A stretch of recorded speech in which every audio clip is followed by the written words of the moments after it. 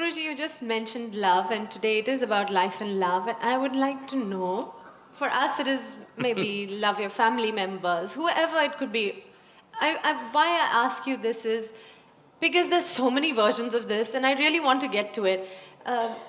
Some teachers, some gurus, some guides will say, you can love, but you must be detached. Oh. You must love, but it cannot be conditional. It should be unconditional.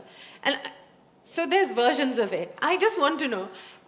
See, So, the simple way of make you keep coming back to me is to give you something that you cannot do.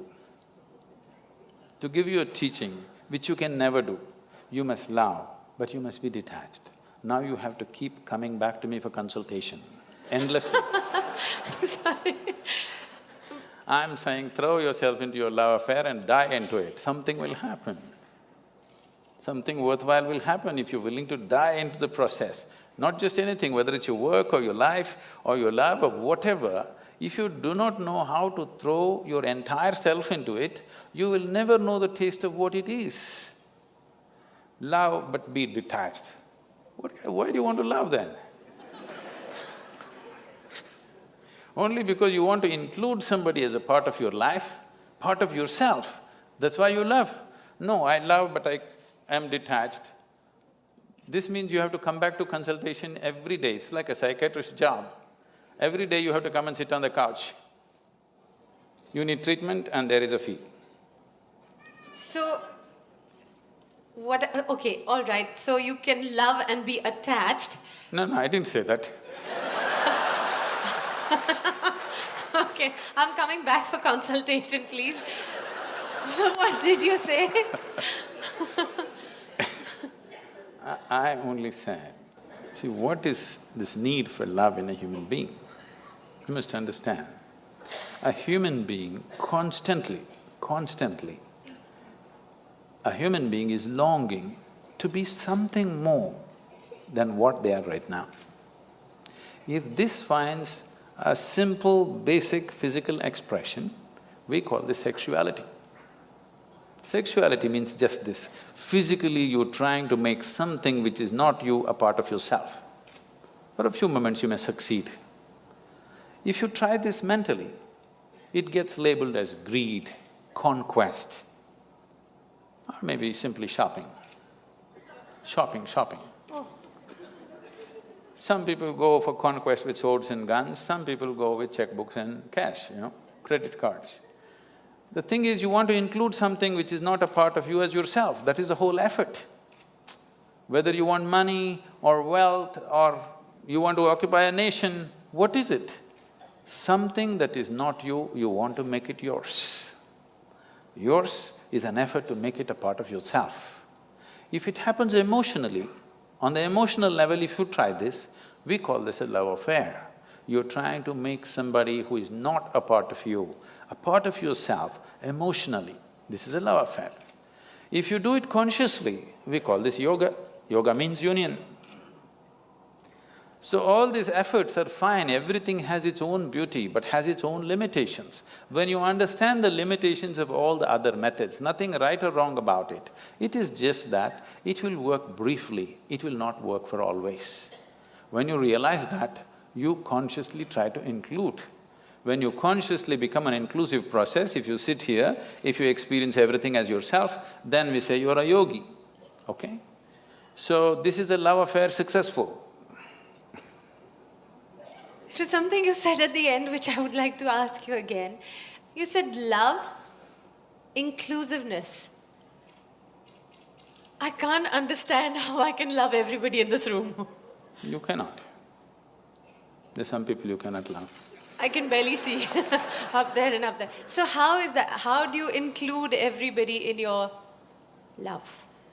See, because you are looking at love as something that comes to you or you yield to the process of love only because you appreciate a particular quality, a shape of somebody's nose or the shape of their mind or their thought or their emotion or the way they speak or the way they do things or the way they relate to you, something, okay? There are many things.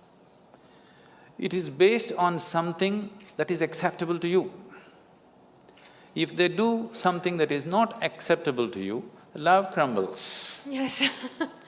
Now what I'm saying is, I want you to look at this. Whether love happens to you or hate happens to you, anger happens to you, misery happens to you, joy happens to you, it only happens within you, isn't it? Yes. It never… People say love is in the air. No. Because you are feeling very pleasant in your emotions, suddenly air feels vibrant. It always been, you missed it all your life, now you're beginning to feel it. Okay. All right? So, whatever human experience, love or hate, whatever, happens only within you. What I'm saying is, at least what happens within you must happen by your choice. Consciously you must be able to make it happen. If you are able to… if your experience of what is happening within you is happening by choice, what is the problem? It only happens within you. Love is not a relationship. A relationship is a different thing. Love is a certain sweetness of your emotion. Whether you look at a tree, or a dog, or a man, or a woman, or a child, or just at the sky, why can't you look at it lovingly? Because it's not about loving the sky, it's about the sweetness of your emotion. If your emotions are sweet, whatever you look at it in a certain way. Right now you have nasty emotions, whatever you look at it in a different way. So you have always associated love with somebody. No, this is not about somebody. Love is not something that you do, it is something that you can become. If you're willing, you can become love, you can make your emotion into a very sweet space. If you make your body very pleasant, it becomes pleasure. If you sit here, it can be great pleasure just sitting here and breathing. If your mind becomes pleasant, we say this is joy. If your emotions become pleasant, we say this is love. If your very life energies become pleasant, we say this is blissfulness, this is ecstasy. If your surroundings become pleasant, we call that success. Now you're calling your success with somebody as love, that's a mistake. You have a success story with somebody, that is, you have created pleasantness in the atmosphere between you and let's say 5–10 people around you. You're calling that love. No, that is actually success, because that needs lots of management. Yes, it does. Yes or no? Yes, it does. Yes, but for you to be loving, there is no management. If you just make your emotions sweet, your emotions are sweet and it's beautiful, be like this. It's not about anybody. If somebody comes, we can share it. If nobody comes, you can sit here with your eyes closed and still be loving. What's the problem? It is not about somebody, it's not an action. It is not something that you do, it is something that you can become.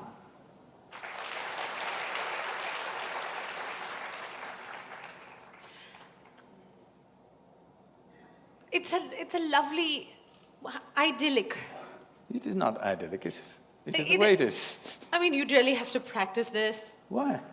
Because I'm See, thinking… this is what exactly I'm saying. If it is an action comes to perfection with practice. Only if it's an action. I'm saying love is not an act. Is health an act? Are you acting healthy right now? No. I know you're an actor, but are you acting healthy? No. So health is, because Yes. we have done certain things and health is, isn't it? Oh, we've not done certain No, things, we have we've been definite… given No. health. Oh, we've been given, but if you eat bad, if you live bad, you won't be healthy. We've done certain things to manage our health. Similarly, if you do certain things, you can manage the pleasantness of your mind. If you do certain other things, you can manage the pleasantness of your emotion. If you do certain other things, you can manage the pleasantness of your very life energies. This is things that you can do.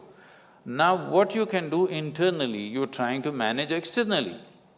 What can be done here within you, you're trying to manage by creating an atmosphere around you, which is a very difficult thing to do, because outside will never happen 100% the way you want it. To some extent we can manage. We can't do all of it by ourselves because there are many forces involved.